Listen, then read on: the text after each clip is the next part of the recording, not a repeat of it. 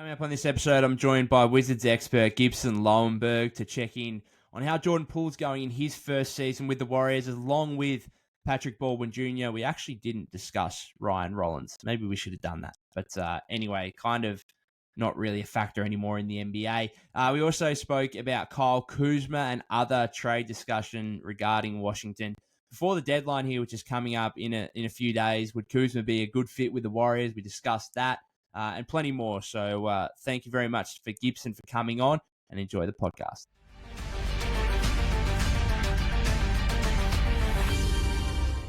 Gibson, great to have you back on the podcast, mate. First of all, the Washington Wizards, a 9-38 record so far this season, and it's led to the move of Wes Unseld Jr. from head coach to the front office. The first question to you, how much of that is I've seen it described on social media as a bit of a cowardly move from the Wizards franchise to move their head coach back into the front office rather than just getting rid of him entirely. Do you see it in that light? I don't actually. I personally really like the move. During the offseason when they were completely rebuilding the roster, one of the ideas that I had to potentially make the roster grow even better was to actually move Unseld Jr. into the front office. Because, in my opinion, while he is not a great coach, his rotations are not great. His play calling is extremely limited, and his just feel for the game is not there whatsoever. So I think keeping his family and his name involved in the franchise due to just who his dad was and everything his dad did for the franchise is extremely valuable, but he's just not the coach for the team. And so I like the move to send him to the front office personally. Yeah. And they've brought Brian Keefe in as the interim. Is there a chance here that he gets the full-time job? And how have the Wizards, I suppose, been playing since he's come on board? I think absolutely he's going to get the full-time job. You look at his coaching history, even before the Wizards, he's done development for guys like Kevin Durant, Russell Westbrook, and James Harden. He worked in, I believe, Brooklyn just before this as well. He's got a long history of developing players really well, and he's done a great job so far in Washington. Like a great example would be I've seen almost 90% of Jordan Poole's games in his NBA career, and this is the best defense I've seen out of him in a 3-game stretch. His entire 4 years now career. It's been an impressive turnaround for him in particular during the Keefe era, I guess. Yeah, okay. Let's get on to Jordan Poole specifically. Then how would you evaluate his season overall? Because I've watched, particularly early in the season, I was obviously very interested in watching him play. Obviously, throughout an 82-game season, you don't get to watch every game of a rival team. And so I haven't watched too much of JP more recently. But if you just look at the numbers, 16.5 points per game, that's actually nearly 4 points down on what he did with the Warriors last season, which is a bit of a surprise given, when that trade went down, we thought, yep, he's going to be given the keys to the Wizards offense. He could, bloom into a near all-star caliber player with that opportunity. And it hasn't necessarily been the case. The shooting percentages aren't great. I think he's less than 32% from three-point range. Obviously, the defensive issues that you just spoke about have still been prevalent early in the season. How would you evaluate his form so far for the Wizards, particularly in comparison to expectation? He has definitely underperformed the expectation that I think everybody had for him. But also, that's okay to a certain extent. I still think he has potential to grow into a good player, but a lot of that's just going to come down to his shot selection. And there are games where he has incredible shot selection and he just plays in the flow of the offense and he gets great looks every time down the floor, and he makes them too during those games. But then there are games where he just settles for 35-foot heaves with two defenders in his face, every single time down the floor, and his shooting percentage looks absolute garbage, and he's just not making anything. And it's completely mucks up the entire offensive flow of the team.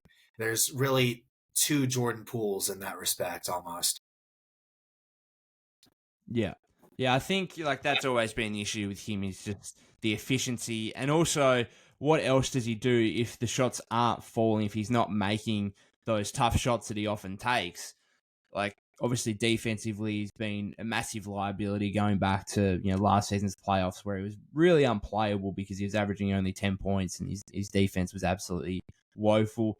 Also, like the playmaking aspect to him, I think he's at 3.4 assists this season, which I believe he's down as well on what he did last season. Is there room to grow for you in terms of other areas of his game? Like, do you expect that this 3-game stretch where he's a better defender, do you think that can be a prolonged thing across the course of the remainder of the season and then moving forward?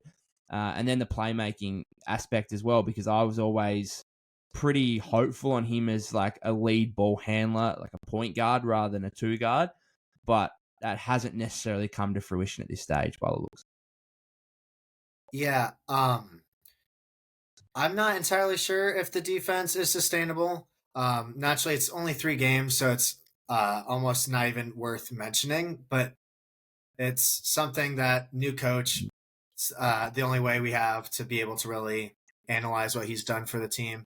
In terms of playmaking, I think the only way we can really see him take a leap is if they just throw him in the deep end after the trade deadline, because I've been seeing a lot of talk about Tyus Jones being moved.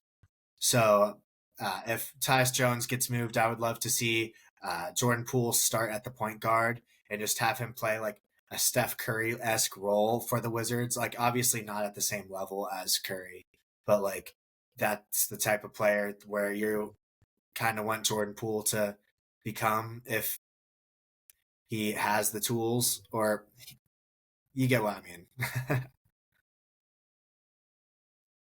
Yeah. No, absolutely. Like he was, even his time at the Warriors, he was seen as kind of like a Steph disciple, third splash brother, whatever else. And then I think when he went to Washington, I was under the indication that he would probably be the starting point guard and try to develop into that kind of player. And then obviously Tyus Jones comes in as well, and he's the point, JP's the 2. Looking back at the Poole for Chris Paul trade on draft day back in June, I mean, it's crazy.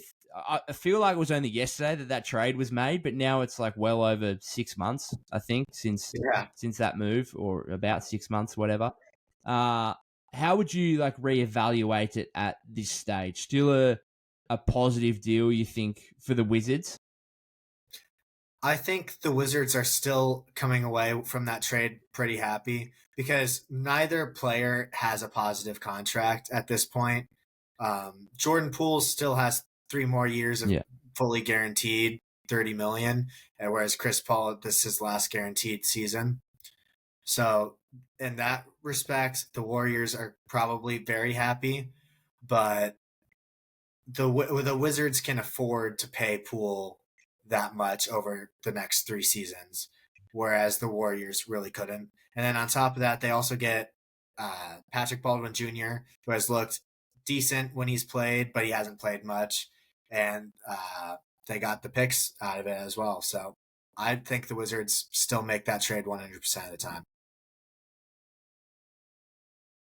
Yeah, I think it's a trade where it's not horrific for either team. The thing from a Warrior perspective, and maybe this is the same for the Wizards, is that what else could you have done? Like, what else could you have got for Jordan Poole that wasn't Chris Paul?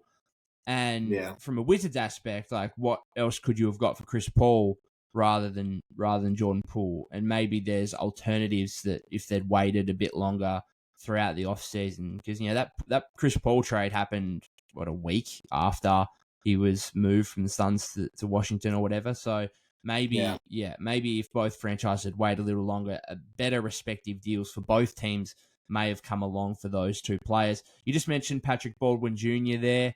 Is there a future for him in the NBA? Because I look at this trade, and if we're going to include the Patrick Baldwin Jr. for Trace Jackson Davis, part of it, which it kind of was late on draft night, I think that's almost the biggest part of the deal right now is Mhm. the PBJ for Trace Jackson Davis, because TJD is looking great for the Warriors. Steve's still a bit hesitant to kind of utilize him, although this game coming up in 4 hours against the Grizzlies, Dario Saric is out, so we should see more TJD minutes. And then PBJ, you said, has looked okay, but he's got some limited opportunity. I liked him at the Warriors in his rookie year, and at times when there was a few injuries, I thought he should have been playing a little bit more. Sweet stroke, 6'9", 6'10". Yeah. Is there a future for him though in the NBA? Do you think? I think, first of all, I 100% agree with you. I really liked watching him on the Warriors last season. I remember writing a ton about him, maybe giving him a little bit too much credit. Um, and this season, every time he's played for the Wizards, I've really liked his intensity. He's getting to the rim a lot more consistently, and he's making plays off the dribble as well once he gets to the rim when he gets the opportunity. And he's also rebounding at a rate with the Wizards that he never did with the Warriors as well, which is a nice little development to see. The issue is the only place he can really get minutes at the moment is at the center position, where almost all of the minutes are going to Marvin Bagley, who's playing the best basketball of his career, and Daniel Gafford, who is also playing the best basketball of his career. Whereas Patrick Baldwin Jr. is more of a forward rather than a center. So he might get a ton more minutes after the trade deadline, depending on what happens with the Wizards. But for right now, it's just kind of difficult for him to break this current rotation. But I do see him having a role in the NBA going forward. Yeah, I guess the biggest question mark to me, even watching him last season, is what is actually his role, because I think with the injuries that he's kind of suffered in college, the mobility to play as a power forward against some of the league's best is going to be very questionable. But then he's probably not quite big enough to be a genuine, stretch five kind of thing. So I do worry about where his role may lie there on the defensive end, with the lack of mobility to play the four, but then the lack of big size to play at the five. Let's get on to some kind of trade speculation with the Wizards, because they're probably going to be one of the bigger players here and we've got less than a week now to go. We had a report from Shams, I think it was a couple of weeks ago now, saying that all Wizards players were basically on the table aside from Bilal Coulibaly, which is a similar position to the Warriors, because Shams said basically the same thing about Golden State with everyone available bar Steph. How many players do you think will realistically be moved before the deadline from the Wizards? I could see just about all of them being moved. I don't think Bilal Coulibaly will be moved. He's untouchable. I don't think Denny Avdia will be moved. I think it's going to take a lot more than anybody's really going to be willing to give up for him to make the Wizards give him up. And then Jordan Poole, I don't think the Wizards are going to give up on him just yet. I think they're going to try and continue to rebuild that trade value.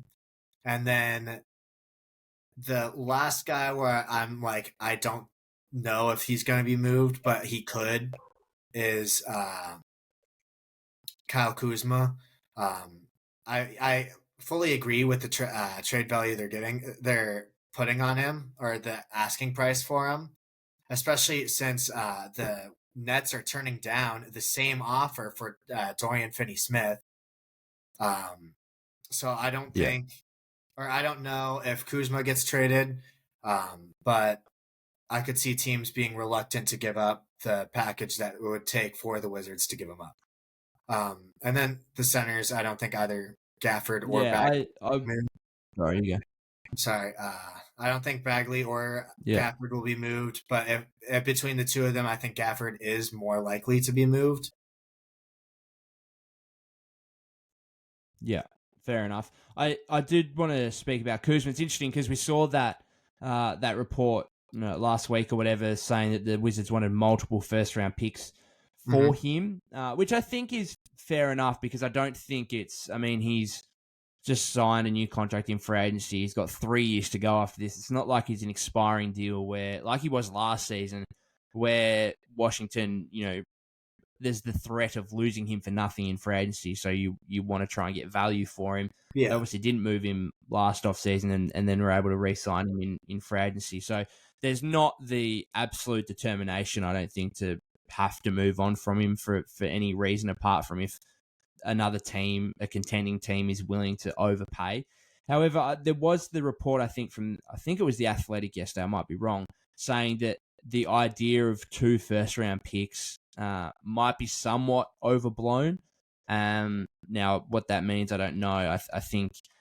I don't know if teams would be hesitant to give up 2 completely unprotected picks. Maybe it'd be 1 unprotected and 1 heavily, top 5, top 10 protected, something like that.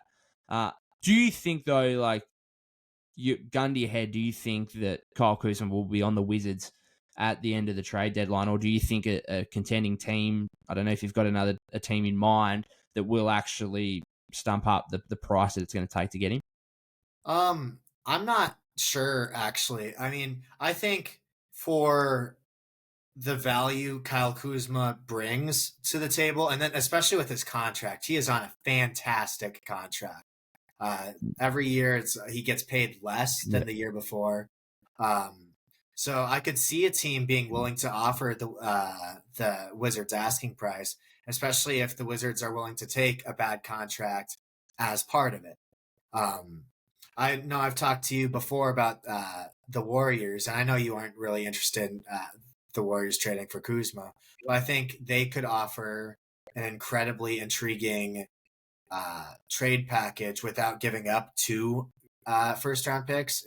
But I think it would include Moody and Kuminga if they were to keep if they were to only give up 1 first-round pick. But I don't know, again, if he'll be moved at all. I could see them just holding on to him for another year or 2. I can guarantee you that Jonathan Kuminga would not be included in any Kyle Kuzma deal. That is absolutely for sure. Yeah. Like the issue for me with like a Kuzma to the Warriors deal is that obviously with the salaries it'd have to be Andrew Wiggins, and like Wiggs is playing well recently, and the kind of the front court of Wiggins, Kuminga, Green is starting to actually look pretty good with that combination, and I have a hard time thinking to myself, like, do you want to give up Wiggins and assets for Kuzma? And that's what it's going to have to take, and rightly so. But I think the Warriors would be better off taking the gamble of let's hope that Wiggs can, this recent stretch, these last kind of 4 or 5 games, last couple of games where he's had 20 plus points, let's gamble on this, being a more consistent aspect moving forward and him returning somewhere near his best form rather than, giving him up, a guy that, less than 2 years ago was the second best player on a championship team, and who even last season, like if he started last season, even maybe midway through last season, you would have said Andrew Wiggins is a better player than Kyle Kuzma. To give up Moses Moody and or first round picks along with Wiggins for Kuzma, I think is something that I hope they don't do. Basically, I'd rather take the gamble on, because like, what is Kuzma doing for the Warriors? The Warriors are 12th. They're definitely not winning a championship if you add him. Maybe they make the playoffs, but is it actually worth it? Is it worth giving up Andrew Wiggins and assets for Kyle Kuzma? I don't think he's enough of a difference-making player for that to be worth it. The other thing I had to you, like, is there a bit of empty calories notion with Kuz? Obviously, his numbers with the Wizards have, skyrocketed really in his couple of seasons there, and that's largely on the back of a greater role in the Washington offense. And so I look at his numbers, 22 points a game. His shooting numbers aren't great necessarily. He's like less than 46% from the floor, 33.3% from three-point range. Is there an element of good numbers on a bad team here, or do you think he's a legit 20-point per scorer, even on, let's say he came to the Warriors and was playing next to Steph Curry and he was playing next to Klay Thompson. Heck, he was playing next to Jonathan Kuminga, who is averaging 25 in the last 7 games. Would Kuzma still be a 20-point per game scorer in that kind of scenario?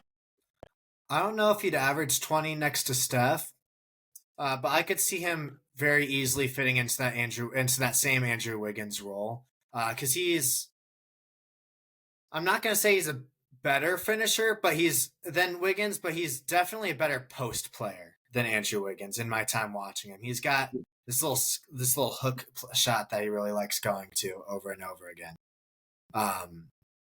And he's not a better 3-point shooter than Wiggins is either, but he is a better tough shot maker almost. So I could see him doing something with the Warriors, especially since he's won that championship before with the Lakers. But needing a second, I'm not entirely sure. Needing a second shot creator, another go-to guy. That's why Kuzma, I think, has been of interest to Warrior fans and other teams' fans for that matter as well. But with what Kuminga has done in the last 7 games, with his ability to be a go-to guy for the Warriors, a guy they can give the ball to and let him go to work, I think the need for Kuzma is far less than what it may have been, even a few weeks ago. I have to finish it up there. Unfortunately, a few internet issues between Gibson and I, which is bound to happen, unfortunately, sometimes when you're in 2 different countries. It is what it is. Can't do too much about it. But thank you again to him for coming on and divulging some Wizards information before the deadline. There's certainly going to be a team to watch. And moving forward, obviously, a lot of us Warrior fans hugely interested in Jordan Poole and what he's going to do over the remainder of his career. So I appreciate Gibson coming back on again. Thank you for you guys that have tuned in. If you haven't subscribed to the YouTube channel already, that would be greatly appreciated. You can follow me at POK252, that's POK252 on Twitter. You can follow us on Apple Podcasts and Spotify. Warriors about 3 hours away here from taking on the Memphis Grizzlies. First night of a back-to-back. Let's hope for a couple of Warrior wins. Cheers, guys.